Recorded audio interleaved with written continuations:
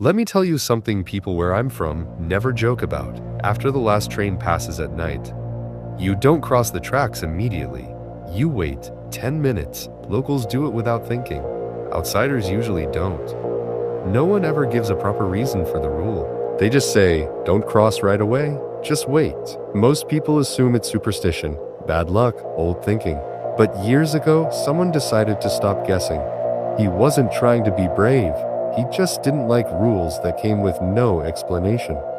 So one night after the last train passed, instead of crossing, he disappeared into the bushes near the bridge, far enough to stay hidden, close enough to hear. The train was loud, so loud it swallowed every other sound.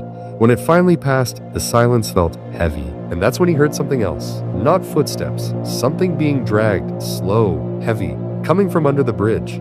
He stayed perfectly still. A few minutes later, two men climbed up the side.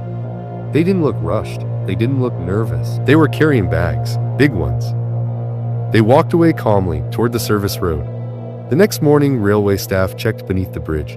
They found wallets, phones, ID cards, belongings that didn't belong to one person. They belonged to people who weren't from the area.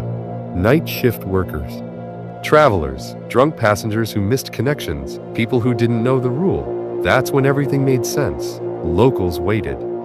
But strangers crossed immediately.